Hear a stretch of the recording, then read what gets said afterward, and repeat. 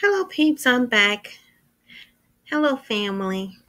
This is Kimberly Purpose, and welcome to my channel. I wanted to do another video. I found a really interesting article. I want to talk about the similarities between Indigenous Australians and African Americans. I thought that would be an interesting topic. Um, Yeah, I've been studying, wanted to learn more about the comparisons between the indigenous Aborigines and the American Aborigines, which are the African, aka African Americans, because ever since they found the indigenous Aborigine bones in Brazil and throughout the Americas, um, and I just noticed that there's lots of similarities between the groups, the ethnic groups. And the reason why I noticed, if you look at the pictures from the 1500s and all the way up to the 1700s, you can see a lot of the dress and the headgear, the feathers pointing upward, looks just like the headgear of the Aborigines in Australia, and also the grass skirts. The artwork of the aka American Aborigines, the African Americans, um, had afros with the pointed hair feathers with the grass skirts, and even down to the slave posters that were posted of the Black Indians were also dressed just like the way the Aborigines of Australia was dressed. That's why I said we have a very close kinship, I believe. I believe personally that we are closely related. Be interesting to do a DNA test and more research to see the similarities between Aborigines of Australia and the American Aborigines here in the Americas, the AKA African Americans, the misnomer title. But anyway, I just wanted to talk about how there's a similarity in how the Aborigines are treated in the court of law in Australia, the Indigenous Australians, and how the African Americans are treated here in the United States. It's a strong similarity. I find it interesting that they try to keep make the Aborigines in Australia be a totally different category from African Americans, because I suspect that the Great Caucasoids or Europeans are trying to steal their heritage as well, like they did here in the United States, and try to make claim to an indigenous title that doesn't belong to them. Like I said, the Aborigines came from Africa, and the people of color populated this earth. We were the first world travelers. Blacks were the first travelers of the world, and the ancient remains and everything are showing that otherwise. And plus, since you can see the comparison in the customs and the tradition of the hairgear and everything, and you also see how they're treated similar in the court of law, in Australia and both here and in Americas. There's a strong correlation. That's why I said it's quite obvious that we are from the same stock. To me, that in Australians, the Pacific Islanders, we all look similar to me, favor a lot. If I go and look at some of the people of Fiji, a lot of them look just like my mother. But anyway, I'm getting off topic. Let me get back on here. But in this particular article, I wanted to talk about this article. It talks about crime and law. And it shows the comparison between the Indigenous Aborigines and African Americans. The title is called Indigenous Australians and African Americans Deserve a Sentencing Discount. Exactly. And I agree with the title. And this article was written by Marco Badgerick. And let's see here. And it was published, I believe, here on April 2016. Yeah, April 2016. And says here, Professor Margaret is the director of Center of Evidence-Based Sentences in Deakin University in Melbourne. And it says here, this is an excerpt in case of violent crimes. The most disadvantaged and overrepresented offenders in the court system should automatically receive a reduction in sentencing. And I agree wholeheartedly. And of course, here's a picture. It says the sentencing discount will also serve to offset the subconscious sentencing bias that these offenders experience.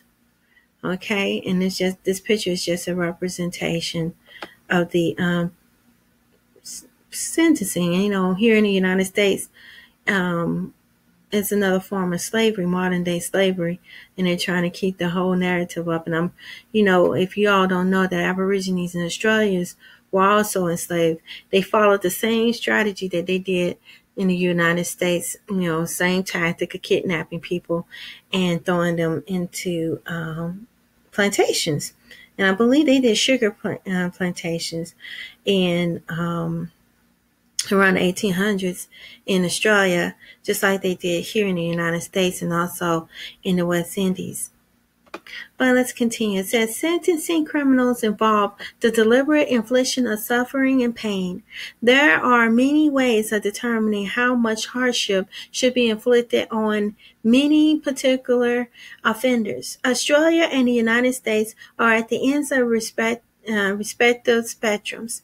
The U.S. has a largely prescriptive guideline system, while in Australia, judges have an almost unfettered discretion in deciding how to punish. Wow. Just like here in the United States.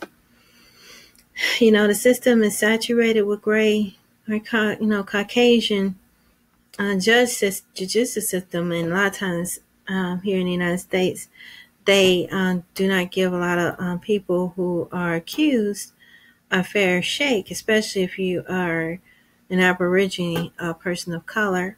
But let's continue. It says much ink has been split on which system is preferable. This abstract issue is trite. Both systems lead to appalling outcomes. In the U.S. and Australia, imprisonment is increasingly being used to cause additional suffering to the most disadvantaged group in the community. The levels of overrepresentation of these groups in prison in both the U.S. and Australia is striking to the point of being a cause of national shame, and it should be. The great Caucasoids should be ashamed of themselves. They have more criminals in their population than any other race, especially here in the United States. And none of them go to jail, especially people abusing all these opioids here. They don't ever go to jail. They say, oh, they need help. It's a public health issue. No, but when the crack epidemic happened, they sent all the Aborigines to prison. The American Aborigines to prison.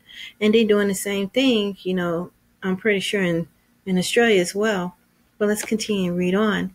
It says Indigenous people living in Australia in 2016 are 13 times more likely than non-Indigenous Australians to be in prison. African Americans are 6 times more likely to be in prison than other Americans. See the similarities? That's why both of us are Indigenous. The U.S. incarceration rate is 700 per 100,000 adults, whereas it is 200 per 100 in Australia, meaning that both systems share the same repugnant commonality of imprisoning their most disadvantaged group at a rate of over 2,000 per 100,000 people. Wow, that's terrible. Let's move on. The level of disadvantage of Indigenous Australians and African Americans is strikingly similar. Both groups have considerable low life expectancies than the general population by at least 4 years, lower high school completion rates by more than 30%, average income levels, only 70% of the respective national levels of the threefold high rates of poverty.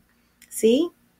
Just, very similar. Same thing that's happening in Australia is happening here in the United States to our men. Just in general, our Aborigine males, the American Aborigines, along with the Australian Aborigines. It says, it's the worldwide phenomenon that the poor commit more crimes. Disadvantage lead to frustration and sometimes rebellion and less prudent ways of responding to challenges. Yet the rate of increased offending by American Aborigines and Indigenous Australians is not even a fraction of the higher incarceration levels.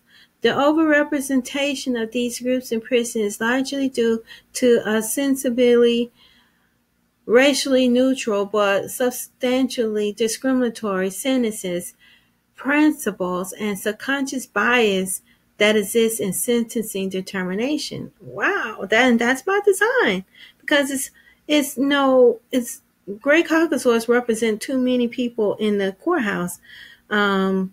I feel like if a person is going to have a juror on the case, then it should be more of their peers on the case, as opposed, like if an Aborigine is American Aborigine, which is AKA African American, was sentenced for a crime, then it would be nice to have a better representation of his own peers represented on a case. It should be like at least 80% black and then maybe 20%. But no, what they do here in the United States, they make it like 95% white and maybe only one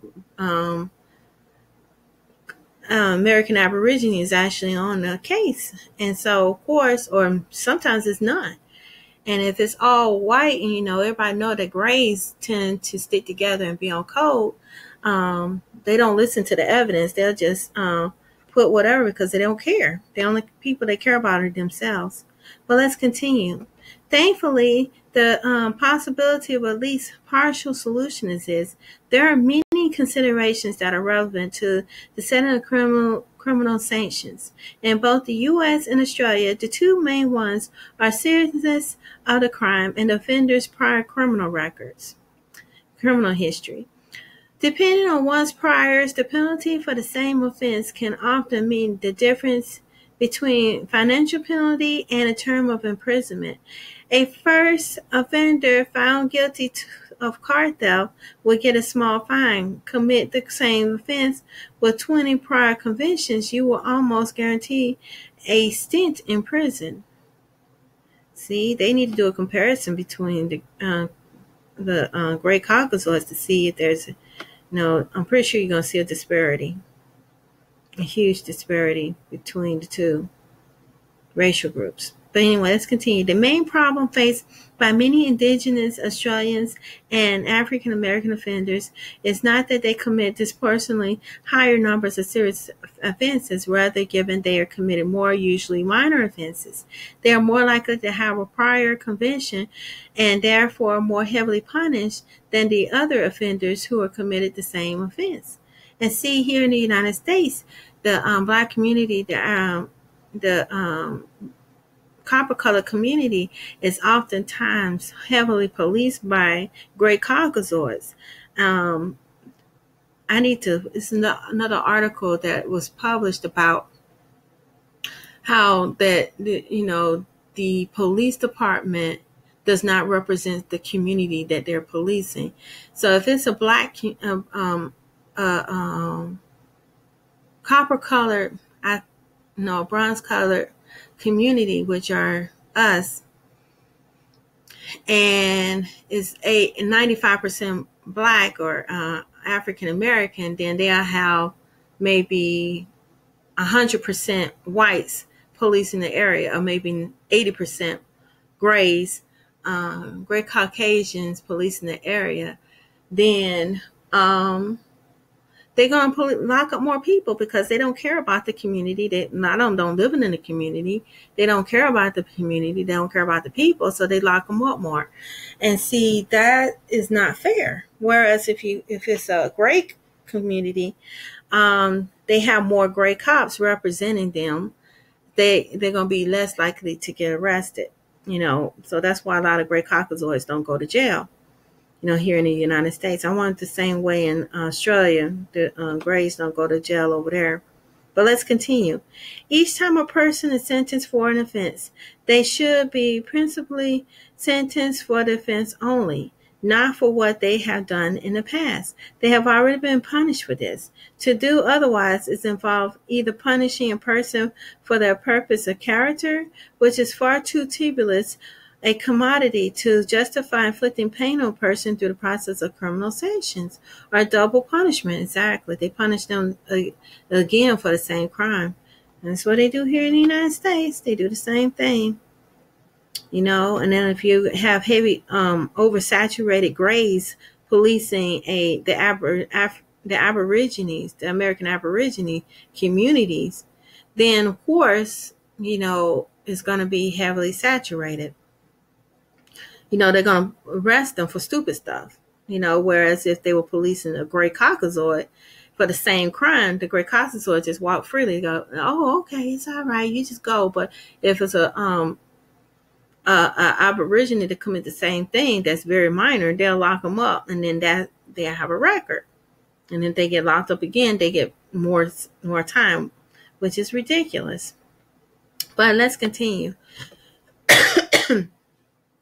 It may feel right to punish the first-time burglar less heavily than the offender who has committed his 10th burglary.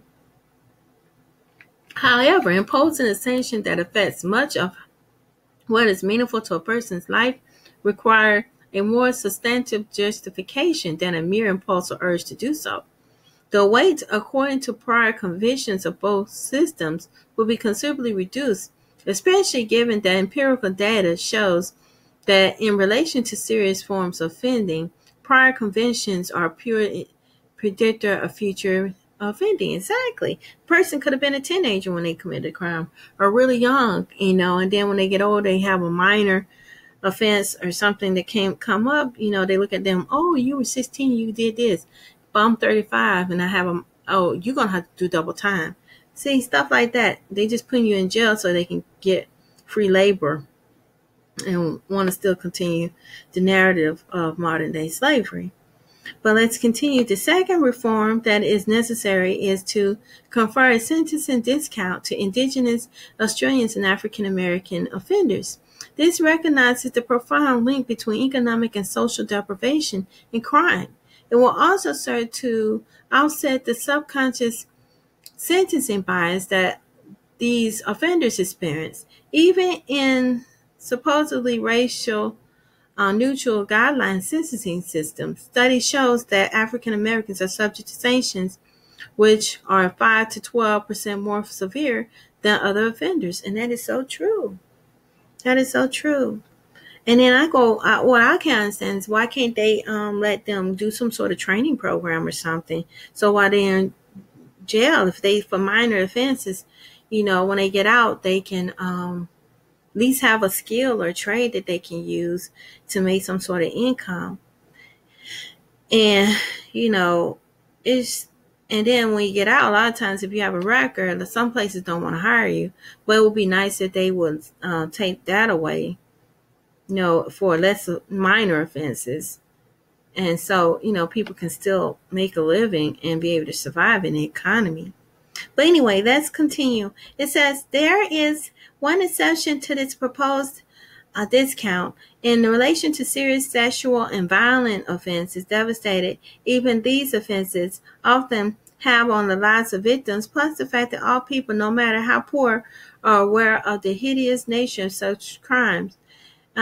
Militates against a sentencing discount for those offenses. Let's continue. The calculus is differently weighed regarding other forms of offenses, such as drug, property, and migration offenses. Once the suffering associated with violence and sexual injuries are removed from the equation, the pain and burden of property is paramount and should be reflected in sentencing reduction for disadvantaged who commit such crime. And here in the United States, a lot of times American Aborigines are sentenced for unfair reasons. A lot of times, they're falsely accused, especially by gray Caucasoid females. They have a past history back in the day of lynching our Aborigine men in trees for just a simple accusation. And a lot of times, sometimes some people get acquitted because they or they have to go back and take them off, uh, or let them out of jail and release them because they found that they were innocent. So there's a high proportion of American Aborigine men being locked up in prison for crimes that they never commit. Sometimes the DNA tests help with that, but sometimes systems go very slow in acknowledging the fact that some evidence haven't been weighed to see if this person was innocent or not innocent.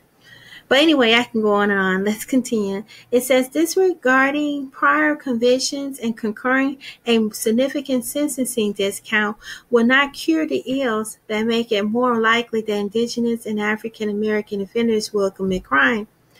These groups may still appear in court more frequently than other offenders, but the sentences will be determined on the basis of the instant offense, not according to other irrelevant factors.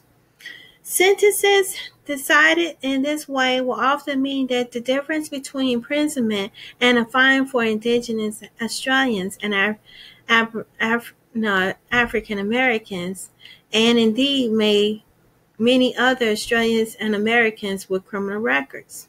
So that's the end of this article. And it says here, this article is based on a presentation delivered by Mirko Bargerit on race and sentencing at the Harvard Law School last week. Okay. I guess they had it at a conference or something. But I found this article to be very interesting, and I think it's a great read. And I just find it to be quite interesting. I like the ideas that this particular person had about what could be done about the sentencing and reducing sentencing, even though it's on the right path to doing the right thing. I just not 100% that the Great Caucasoids here, especially here in the United States, are willing to do so because they want to continue to reap benefits of modern day slavery. And, they're more interested in money and dollar signs, even though there are more Great Caucasians committing crimes, especially with this drug plague that's over here. They got plenty of people to throw in jail, but in prison to fill it up so they can have their modern day slavery, but they don't want that. They want to still continue the narrative that, the Aborigines Americans are committing the most crimes when the FBI data is showing otherwise. And like I said, this title, African American, is a misnomer. We all know that the African Americans are not African. We are the Aborigine Americans, and we're related to the Indigenous Australians, the Aborigine Australians. But anyway, this is a good article. I'm going to leave a link below, and please thumbs up this video, and don't forget to subscribe and check me out on Black Junction TV. I have a channel there. I'm going to put a link in the description bar to there as well. And if you have any comments and things, any suggestions, please let me know and put it down below. And till next time, peace and be blessed. Bye-bye.